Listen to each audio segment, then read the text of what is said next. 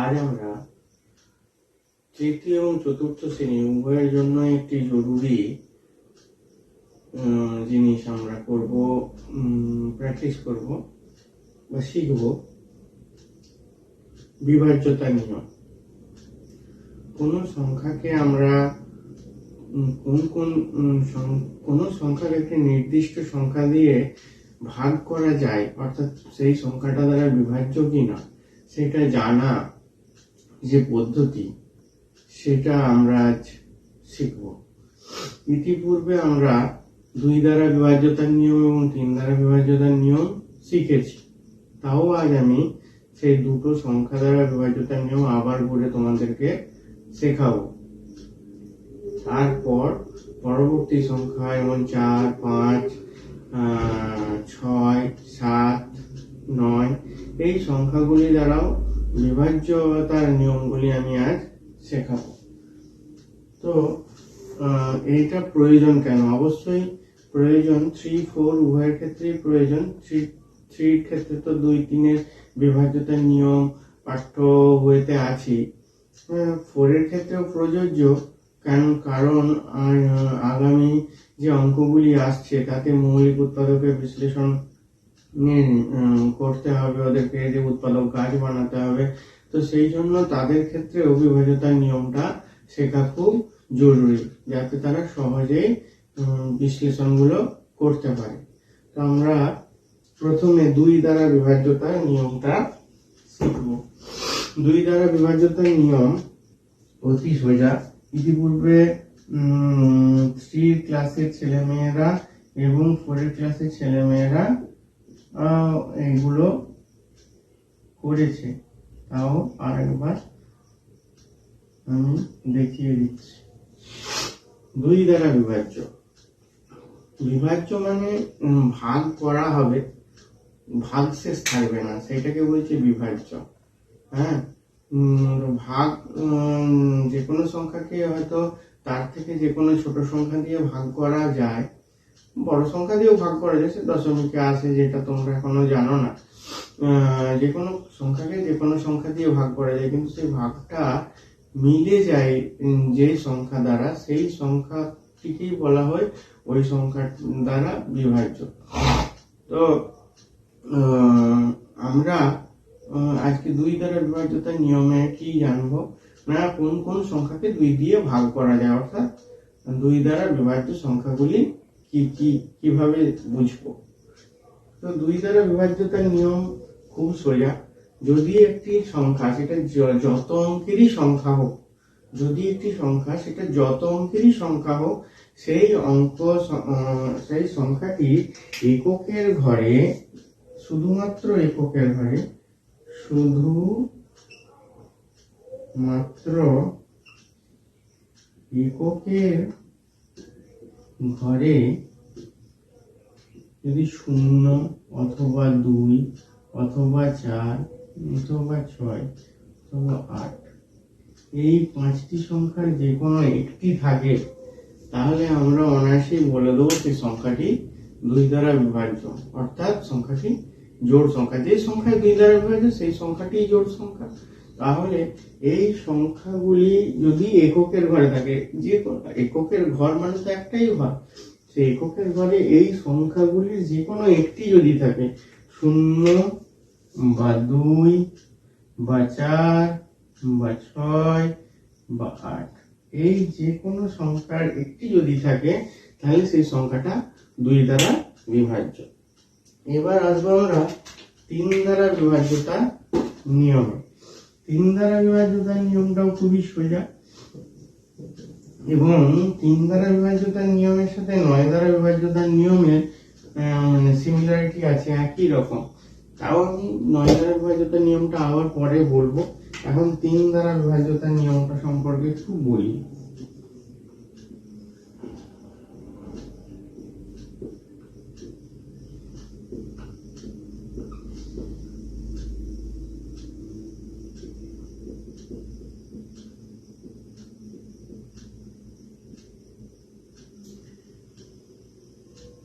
তিন দ্বারা বিভাজ্যতার নিয়মও খুব সোজা। 3 দ্বারা বিভাজ্যতার নিয়মটা এটাই যে সংখ্যাটি তোমাকে দেয়া হবে সেই সংখ্যাটির অঙ্কগুলি পৃথক পৃথক ভাবে যোগ করতে হবে।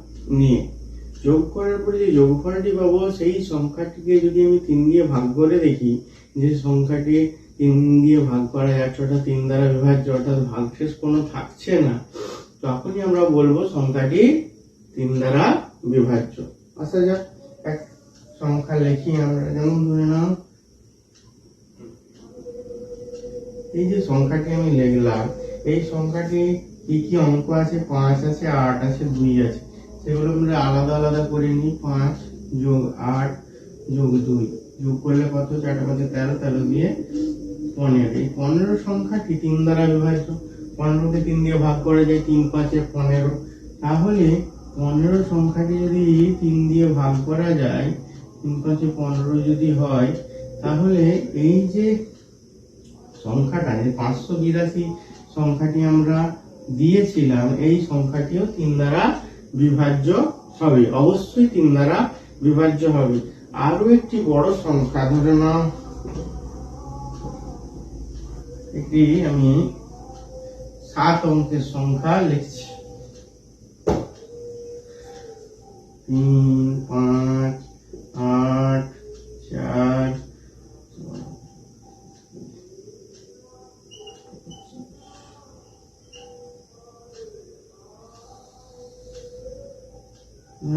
এই যে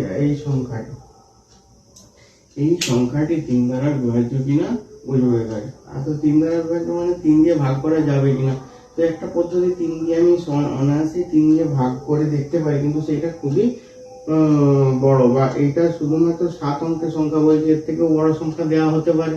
তো আমরা এটাকে খুব সহজেই ভাগ করে দেখতে পারবো, এই বিভাজ্য কিনা দেখতে পাবো। তাহলে কি করবো, 3 এখানে অঙ্ক আছে, 3 আছে, 5 আছে, 8 আছে, 4 আছে, 5 আছে, 2 আছে, 0 আছে, এগুলোকে আমরা পৃথক পৃথক নিয়ে যোগ করবো।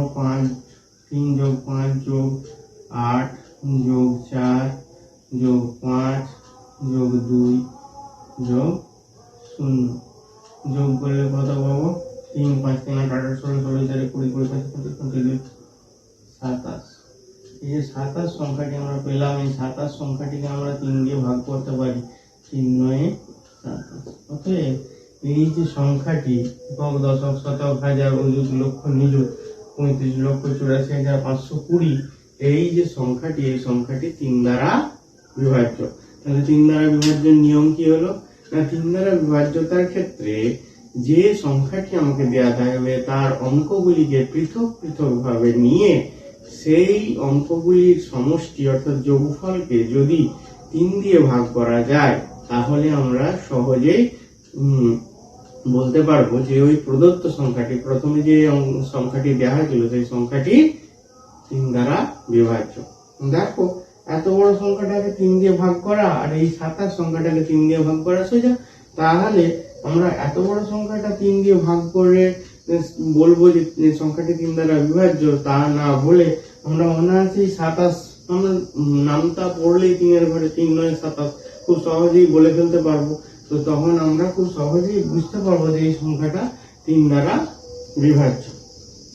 এবারে আসা যাক 4 দ্বারা বিভাজ্যতার নিয়ম। 4 দ্বারা বিভাজ্যতার নিয়মটিও অতি সোজা। 4 দ্বারা বিভাজ্যতার নিয়মটা কি,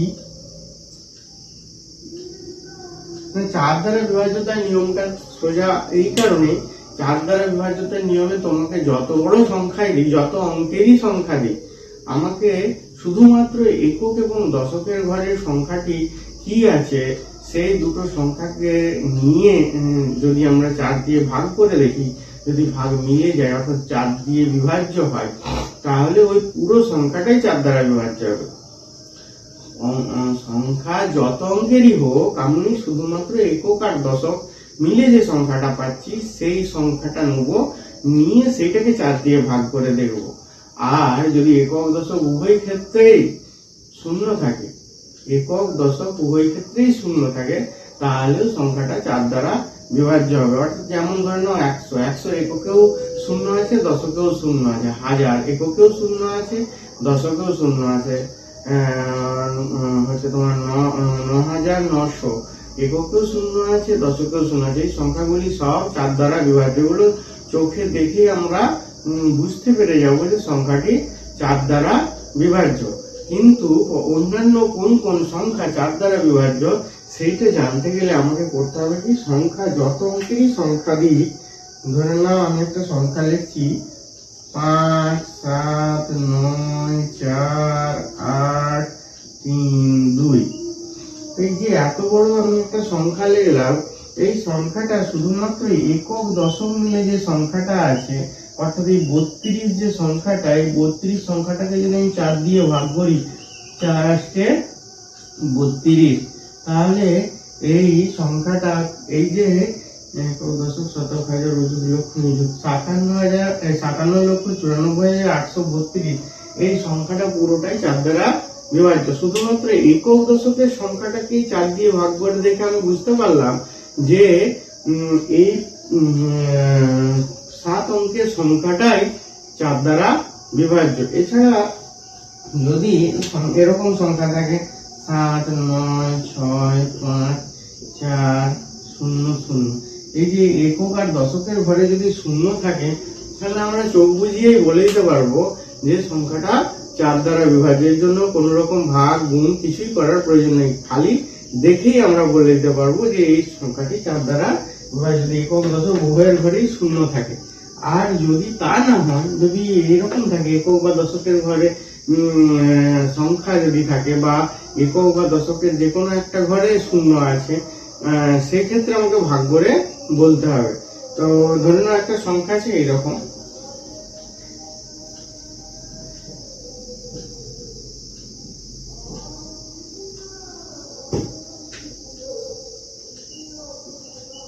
এর একক আর দশক মিলে যে সংখ্যাটা হচ্ছে সেটা হলো 8, 08 মানে 8 কে 4 দিয়ে ভাগ করে, তাহলে এই সংখ্যাটা হচ্ছে তোমার 4 দ্বারা বিভাজ্য হবে। ঠিক আছে, তো আশা করছি তোমরা 2, 3, 4 এর বিভাজ্যতার নিয়ম বুঝতে পেরেছো। এবার আসা যাক 5 দ্বারা বিভাজ্যতার নিয়মে। 5 দ্বারা বিভাজ্যতার নিয়মটা আরো সোজা, খুবই সোজা। 5 দ্বারা বিভাজ্যতার নিয়মটা আমরা সংখ্যাটাকে দেখেই বলে দিতে পারবো যে এই সংখ্যাটা 5 দিয়ে ভাগ করা যাবে কি যাবে না। 5 দিয়ে ভাগ করার নিয়ম এটাই, যদি কোনো সংখ্যা এককের ঘরে 0 অথবা 5 থাকে, 0 বা 5 এই দুটো সংখ্যা, 2 এর ক্ষেত্রে আমরা বলেছিলাম কি 0, 2, 4, 6, 8, কিন্তু 5 দ্বারা বিভাজ্যতার নিয়মের ক্ষেত্রে শুধুমাত্র 0 অথবা যদি 5 থাকে, তাহলে সেই সংখ্যাটা 5 দ্বারা বিভাজ্য হবে। তাহলে দেখো একটা সংখ্যা লিখি, থেকে যত অঙ্কেরই সংখ্যা হোক, এই যে সংখ্যাটা এককের ঘরে 5 আছে, তাহলে এই সংখ্যাটা 5 দ্বারা বিভাজ্য। এই সংখ্যাটা এককের ঘরে 0 আছে, এই সংখ্যাটা 5 দ্বারা বিভাজ্য। তাহলে যার এককের ঘরে 5 অথবা 0 থাকবে, সেই সংখ্যাটাকে আমরা চোখে দেখেই বলে দিতে পারবো সংখ্যাটা 5 দ্বারা বিভাজ্য। এবার আমরা শিখব 6 দ্বারা বিভাজ্যতার নিয়ম। 6 দ্বারা বিভাজ্যতার নিয়ম জানতে গেলে আমাদেরকে জানতে হবে 2 এবং 3 দ্বারা বিভাজ্যতার নিয়ম। যদি আমরা 2 আর 3 দ্বারা বিভাজ্যতার নিয়ম জানি, তাহলে আমরা অবশ্যই 6 দ্বারা বিভাজ্যতার নিয়ম বলতে পারবো। 2 দ্বারা যে সংখ্যা 2 এবং 3 উভয় সংখ্যা দ্বারাই বিভাজ্য, সেই সংখ্যাটা 6 দ্বারা বিভাজ্য হবে। যেমন ধরে নাও, ইতিপূর্বে আমরা 2 আর 3 এর বিভাজ্যতার নিয়ম শিখেছি, তাহলে একটা সংখ্যা যদি আমরা পাই, সেই সংখ্যাটা 2 দিয়ে এবং 3 দিয়ে উভয় দিয়ে বিভাজ্য হচ্ছে দেখি যদি, তাহলে সেই সংখ্যাটা 6 দ্বারা বিভাজ্য হবে। যেমন ধরে নাও একটা সংখ্যা আমি লিখছি 7, 3, 2। এই সংখ্যাটা দেখো এককের ঘরে 2 আছে, তাহলে আমরা দেখে বলতে পারছি যে সংখ্যাটা 2 দ্বারা বিভাজ্য।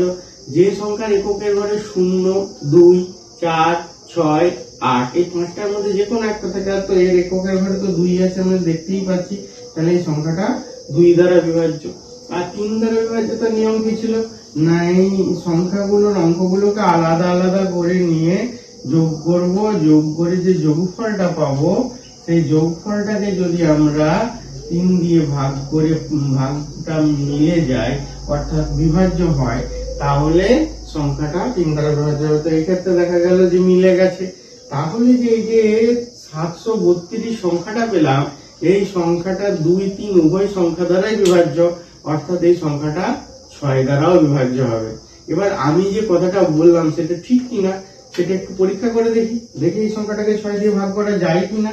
তাহলে আমরা আসি, এই 6 কে 6 1 3 শতগুণে 12 1 2 শতগুণে 12। তাহলে ঠিক আছে, যে সংখ্যাটা 6 দ্বারা বিভাজ্য হচ্ছে, কিন্তু 6 দ্বারা বিভাজ্য হচ্ছে সেটা আমরা কিভাবে বুঝতে পারছি না, এই সংখ্যাটা খুব ছোট, সেই জন্য আমরা সহজেই 6 দিয়ে ভাগ করে নির্ধারণ করে ফেলতে পারলাম। কিন্তু সংখ্যাটা যদি খুব বড় আকারের হয় সেক্ষেত্রে আমরা কি করে বুঝবো যে সংখ্যাটা 6 দ্বারা বিভাজ্য হবে। যে এই যে এত বড় সংখ্যাটা দিলাম, এই সংখ্যাটা 6 দ্বারা বিভাজ্য কিনা সেটা বুঝবো কি করে? না এই সংখ্যাটা এককের ঘরে 2 আছে, সেই জন্য এই সংখ্যাটা 2 দ্বারা বিভাজ্য। এবার এই সংখ্যাটির অঙ্কগুলোকে যদি পৃথক পৃথক করে নিয়ে যোগ করি, যোগ করলে যেটা পাবো সেই যোগফলটা যদি 3 দ্বারা বিভাজ্য হয় তাহলে এই সংখ্যাটা 3 দ্বারা বিভাজ্য হবে। আর যে সংখ্যা 2, 3 উভয় সংখ্যা দ্বারা বিভাজ্য হবে সেই সংখ্যাটা 6 দ্বারা বিভাজ্য হবে। তাহলে এই যে সংখ্যাটা দিয়েছি এই সংখ্যার অঙ্কগুলো কি কি আছে? 7 3 2 4 6 2। তাহলে যোগ করে আমাদের 7 3 10 10 2 12 12 4 16 16 4 22 2 24।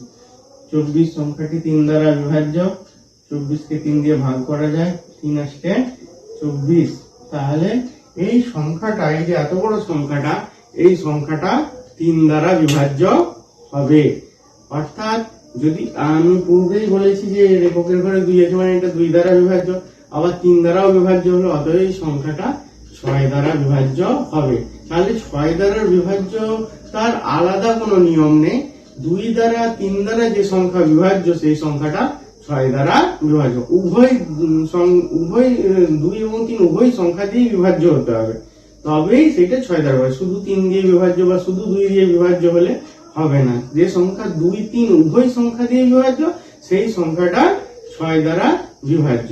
তাহলে একটা সংখ্যা যদি 2 3 দিয়ে ভাগ করা যায় তাহলে আমরা বলে দিতে পারবো সরাসরি যে সংখ্যাটা 6 দিয়েও বিভাজ্য। ঠিক আছে, এবারে আসে যে 7 দ্বারা বিভাজ্যতার নিয়ম। 7 দ্বারা বিভাজ্যতার নিয়মটা একটু কঠিন, একটু ভাবনা চিন্তা করে একটু দেখো ভালো করে, কঠিন ঠিক বলা যায় না, একটু ঠিক করে শুনতে হবে। 7 দ্বারা বিভাজ্যতার নিয়মটা কি না, কোন একটা প্রদত্ত সংখ্যা তার এককের ঘরের সংখ্যাটাকে ডাবল করতে হবে, দ্বিগুণ করতে হবে। দ্বিগুণ করার পর অবশিষ্ট মানে ওই এককের ঘর বাদ দিয়ে বাকি যে সংখ্যাটুকু পড়ে থাকছে সেই সংখ্যা থেকে ওই গুণফলটাকে বিয়োগ করতে হবে। বিয়োগ করে যদি দেখি সংখ্যাটা 7 দিয়ে ভাগ হয়ে যাচ্ছে, তাহলে 7 দিয়ে বা 0 দিয়ে মানে ভাগ শূন্য যদি আসে বা 7 দিয়ে 0 বা 7 গুণিতক আছে, অর্থাৎ 7 দিয়ে ভাগ করা যাচ্ছে, তাহলে জানবো যে ওই সংখ্যাটা 7 দ্বারা বিভাজ্য। আবার বলি, একটা সংখ্যা যেটা দেয়া আছে সেটা 7 দিয়ে বিভাজ্য কিনা সেটা বুঝতে গেলে কি করতে হবে না, যে প্রদত্ত সংখ্যাটা তার এককের ঘরে যে সংখ্যাটা আছে সেই এককের ঘরের সংখ্যাটা ডাবল করতে হবে, দ্বিগুণ করতে হবে। দ্বিগুণ করার পর যে অবশিষ্ট অংশটা মানে একক বাদ দিয়ে বাকি যে সংখ্যাটুকু পড়ে থাকলো সেটা থেকে ওই যে দ্বিগুণ সংখ্যাটা সেটা বিয়োগ করতে হবে। বিয়োগ করে যে বিয়োগফলটা পাবো সেইটা 7 দিয়ে ভাগ করা যাচ্ছে কিনা, যদি সেইটা 7 দিয়ে ভাগ করা যায় তাহলে বলবো যে সংখ্যাটা 7 দ্বারা বিভাজ্য। তাহলে একটা আমরা অঙ্ক দেখি, যেমন আছে ধরে নাও 798। ঠিক আছে, এই 798 এর এককের ঘরের সংখ্যাটা কত না 8। তা আমাদেরকে কি করতে হবে বলেছি, এককের ঘরের সংখ্যাটার ডবল দ্বিগুণ। তাহলে 8 কে 2 দিয়ে গুণ, দ্বিগুণ মানে 2 দিয়ে গুণ, 8 কে 2 দিয়ে গুণ করলে কত পাবো 16। আর অবশিষ্ট তাহলে কে পড়ে থাকলো 79। 79 সংখ্যাটা থেকে 16 বিয়োগ করব, যে অবশিষ্ট সংখ্যাটা তার থেকে দ্বিগুণ সংখ্যাটাকে বিয়োগ করবো, বিয়োগ করলে কত পাচ্ছি 3 6। এই যে 63 সংখ্যাটা পেলাম, এই সংখ্যাটাকে আমরা দেখব 7 দিয়ে ভাগ করে, তাহলে 7 9 63। হ্যাঁ, তাহলে এই যে 7 9 63, তাহলে এই যে ভাগ গেল এই বিয়োগফলটা, তাহলে এই যে 798 এই সংখ্যাটাও 7 দ্বারা বিভাজ্য। তাহলে আমরা আর একটু বড় দেখে একটা সংখ্যা দেখি।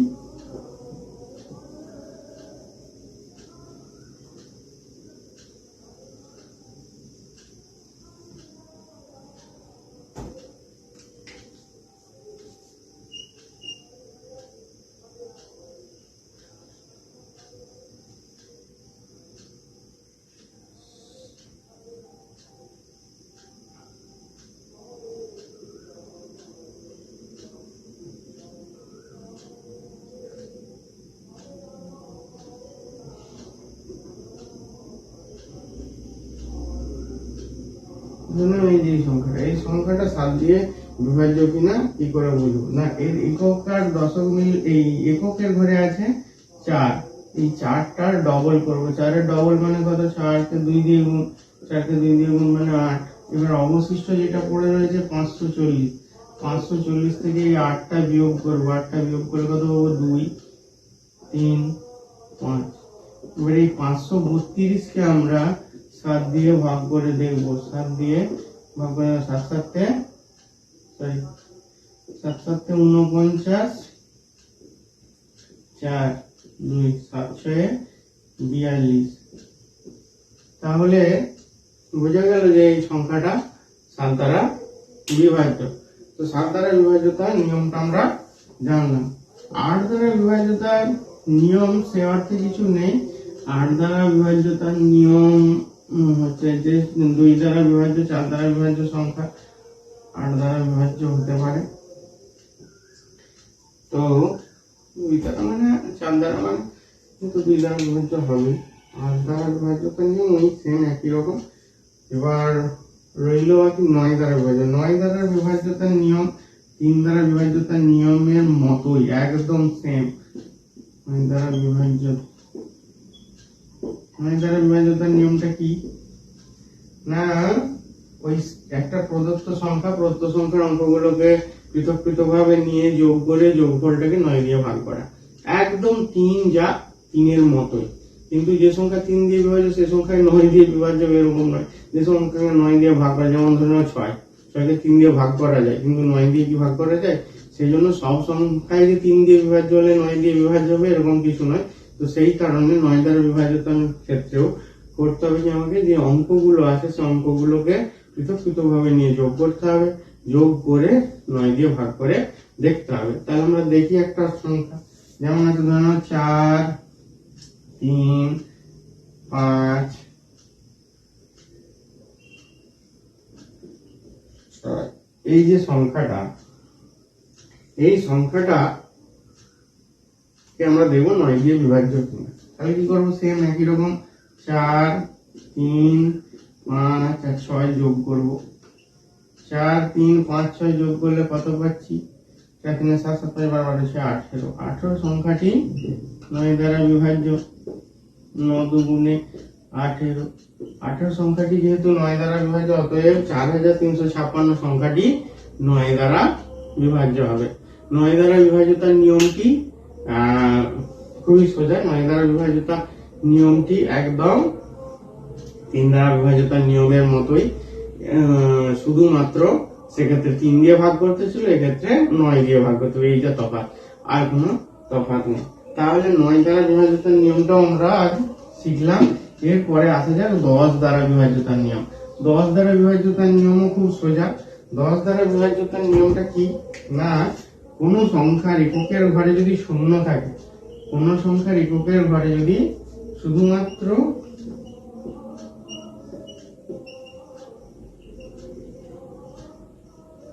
এককের ঘরে শূন্য থাকলে সংখ্যাটা 10 দ্বারা বিভাজ্য হবে। এককের ঘরে মানে সংখ্যা দেখে সংখ্যার এককের ঘটে যদি দেখি শূন্য আছে, তাহলে আমরা চোখ বুজিয়ে বলে দিতে পারবো যে সংখ্যাটি 10 দ্বারা বিভাজ্য। তাহলে যে সংখ্যার এককের ঘরে শূন্য থাকবে সেই সংখ্যাটি 10 দ্বারা বিভাজ্য হবে। তাহলে 2 দ্বারা বিভাজ্যতার ক্ষেত্রেও দেখেছিলাম এককের ঘরে শূন্য, 5 দ্বারা বিভাজ্যতার ক্ষেত্রেও দেখেছিলাম এককের ঘরে শূন্য থাকে, আর 10 দ্বারা বিভাজ্যতার নিয়মেও দেখলাম এককের ঘরে শূন্য থাকে। তাহলে 2 দ্বারা বিভাজ্য যে সংখ্যা 10 দ্বারা বিভাজ্য হবে সেই সংখ্যাটা 5 এবং 2 দ্বারাও বিভাজ্য হবে। খুব সহজেই সেটা আমরা বলে দিতে পারছি। তাহলে 2 এর ক্ষেত্রে, 5 এর ক্ষেত্রে আর 10 এর ক্ষেত্রে সংখ্যা দেখলেই আমরা বলে দিতে পারবো যে সংখ্যাটা 2 দ্বারা, 5 দ্বারা বা 10 দ্বারা বিভাজ্য হচ্ছে কিনা। যেমন এককের একটা সংখ্যা যত বড় আকারের সংখ্যা, যত অঙ্কেরই সংখ্যা দিক না কেন, তার এককের ঘরে যদি দেখি 0, 2, 4, 6, 8 এই 5টার মধ্যে যে কোনো একটা আছে, তাহলে আমরা অনায়াসেই বলে দেবো যে এই সংখ্যাটা 2 দ্বারা বিভাজ্য।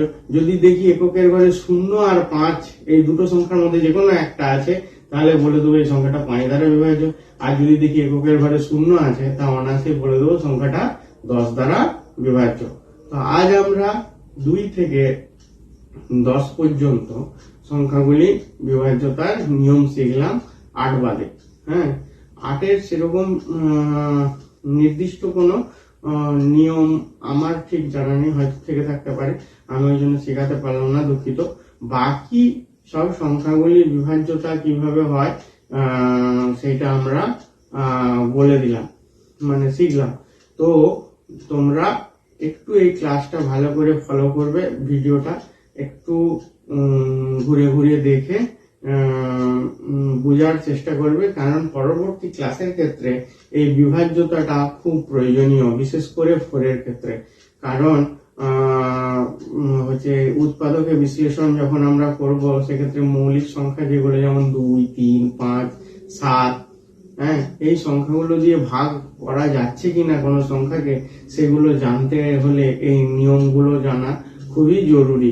সেই জন্য তোমরা অবশ্যই এই ভিডিওটি ভালো করে দেখবে এবং প্র্যাকটিস করার চেষ্টা করবে।